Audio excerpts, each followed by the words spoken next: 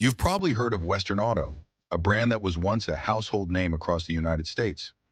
Known for its wide range of products, from auto parts to home appliances and even radios, Western Auto became a staple in many American homes. At its peak, it had thousands of stores nationwide and was a leader in the retail space. But despite its success, today, Western Auto is barely a name that comes up. So, what happened? How did this once thriving company go from the heights of success to near extinction? In this video, we're going to dive into Western Auto's rise, its glory days, and the challenges it faced that led to its eventual downfall. Let's learn from its story and understand what went wrong. Part 1. The founding of Western Auto. Beginning in 1909 in Kansas City, Missouri is the story of Western Auto. It was still an early period for the automobile industry, so it was while cars were becoming more available, but plenty of Americans didn't have a reliable mechanism to get parts or tools to fix or keep up with their vehicles. An ambitious businessman with automotive repair background, George Pepperdine tried to resolve this problem. But in 1909, in Kansas City, George Pepperdine opened the very first Western Auto. He envisioned a low-cost, quality investment retail outlet to provide consumers access to affordable, quality car parts and tools, without the hassle of visiting specialized mechanics or spending on higher prices. During that time, stores that sold such were not common, and owners of cars had to go through some awkward procedures to get basic automotive supplies. This left a gap in the market, and the man behind Pepperdine noticed how big a demand is for a store that sells auto parts and accessories at really affordable prices. His approach was simple but groundbreaking. While quite a success, it created a business that sold automotive parts directly to the consumer, an idea that was unheard of for the time, and that would appeal to middle-class families who were becoming more and more reliant on their vehicles. Although his first store was small, his idea got caught up. Car owners needed the convenience and reliability that comes with one-stop shopping for auto parts, and this became even more true as automobiles became more common. Western Auto was such born out of necessity, and early success was due in part to the sudden surge in car ownership across America. How did Pepperdine's vision come so quickly? The timing was right. There were a lot of innovation, and it was also a time of industrial growth in early 20th century.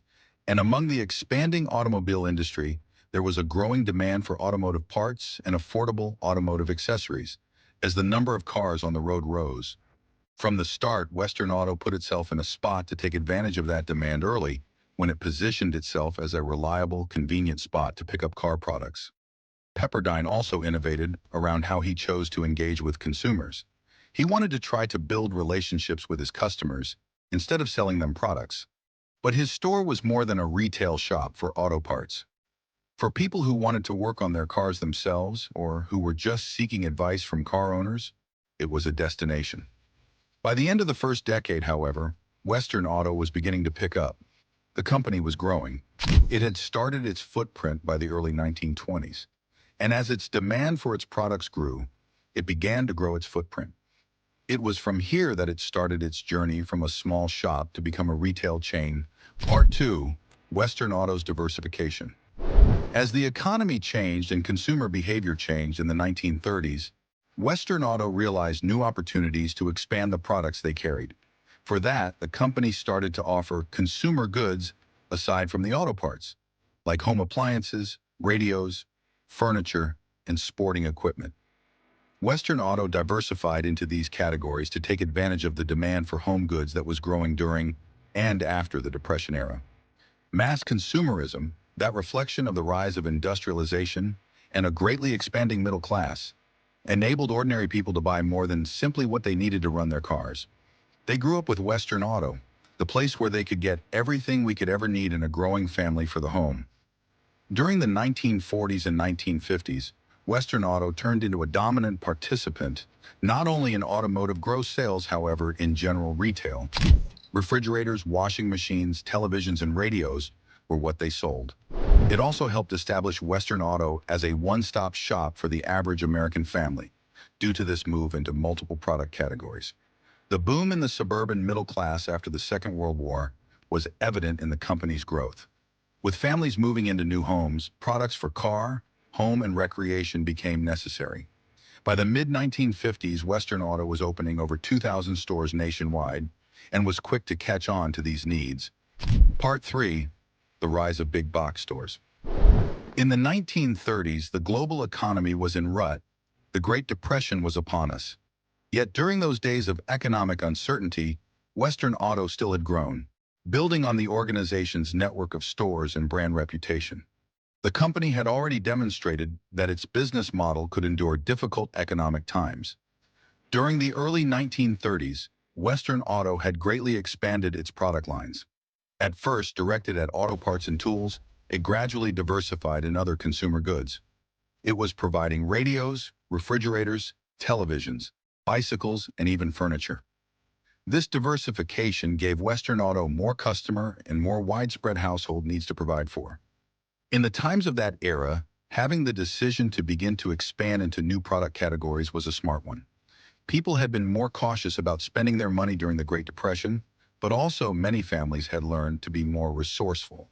However, with the rise of consumer credit, families quickly learned to purchase affordable, durable products for their residences. With this change recognized by Western Auto, the company began offering a variety of items to attract families looking for good value and practical solutions for their home. However, the new product lines the company launched were not just about offering Western Auto a wider range of goods. It was about making Western Auto a complete retail destination. It would allow customers to come to one place and they could buy auto parts for their car, household appliances for their kitchen, and tools for their home improvement. Because of this diversification, Western Auto was able to grow its market share as well as serving a much larger customer base. With the establishment of the service department in 1932, another important time in the history of Western Auto occurred. This proved to be the most pivotal step in supposing Western Auto apart from the other retailers. Not only did the company sell products, it also offered repair services, which wasn't a common thing at other retail outlets. Late 1970s, Western Auto was losing its edge. Its slower operations and pricing strategies, along with outdated stores, were no longer enough to sustain its hold in the market against which consumers were flocking to the bigger, more efficient stores. Part 4. The struggle to stay relevant. During the 1980s, Western Auto struggled to keep pace with the quickly changing retail art world. Reacting to increased competition, the company attempted to refocus its main business around automotive, trying to capitalize on decades brand recognition for car parts and repairs. But at this point, many of the competitors of the automotive retail market, Sears, Pep Boys, AutoZone, for example, were already better established in consumers' minds and gained higher brand awareness and customer loyalty. The consumers were deserting Western Auto in droves in favor of other retailers' automotive needs, and Western Auto's market share continued to dwindle. To modernize its store format and offerings and to streamline operations and reduce costs, Western Auto also tried. Unfortunately, though, these changes came too little. Too late. The problem was that the company was still heavily depending on its old business model, which did not concur to what was needed today's competitive market. Although they had proven themselves a retailer of most anything, from radios to refrigerators, their effort to specialize more to automotive parts netted but scant results. It failed to distinguish itself from the new batch of competitors who had already proved, in decades past, to be at the forefront of automotive sales. Part 5. The acquisition by Sears. But after more than 100 years in business, including years of declining sales and market share, Western Auto was acquired by Sears in 1988. This first seemed like a smart move for Sears. They would be able to bolster their automotive division and tap into Arizona's widespread network of Western Auto stores. In the 1980s, Sears was already one of the largest retailers in the U.S., and the concept was that Western Auto's auto parts business matched up well with Sears' existing merchandise. The idea was that combined, the company had strengths that when merged, the two companies would create a stronger automotive brand under Sears' gigantic umbrella. Nevertheless, in reality, the reality of acquisition is something different. Then Sears attempted to adopt Western Auto's brand to its own, making evident that the Western Auto brand was quickly being diluted beyond recognition. By the early 1990s, the Western Auto name had been fading into the background, and most of the company's locations had been rebranded under the Sears Automotive banner. Western Auto had been a household name in its own right, but now it was barely a bit player in a much larger one. Sears couldn't turn Western Auto around, and Western Auto was already doomed as a brand, and larger retail and automotive landscape had already evolved. Part 6. Until today, Western Auto's decline is just as interesting.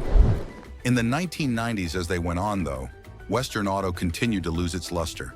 Once upon a time, it was a major player in the automotive parts market, but chains like AutoZone, O'Reilly, and Pep Boys have since claimed the throne as leader in auto parts retailing. To try to keep Western Auto afloat, Sears focused on automotive sales. But the brand's new mode of operations wasn't enough to keep the company going, to remain the company intact. The company rebranded or closed many of the stores that remain. Sears phased out the Western Auto name as part of its continuing strategy of consolidating its operations. There were clearly signs by the early 2000s that Western Auto was coming to an end. The end of an era came into being when Sears sold off what remains of Western Auto's assets to Advance Auto Parts in 2003. The legacy of the company was absorbed into a larger, more successful retail network, and Western Auto brand was officially retired. The stores may be gone, but the legacy of Western Auto still resonates in retail and in the automotive industry today. That's the story of Western Auto, the incredible rise and peak in decline. It's a story of a revolutionizing of the auto parts industry, struggling with the changing retail dynamics and boom and bust, triumph and missed opportunities. Who do you think brought about its end? What do you recall shopping at Western Auto like? And do you have any ideas on how things might have been handled differently? Of course, we would love your opinions below in the comments. In case you like this video, be sure to like, share, and subscribe to more stories about the brands and businesses that mattered. Thanks for watching.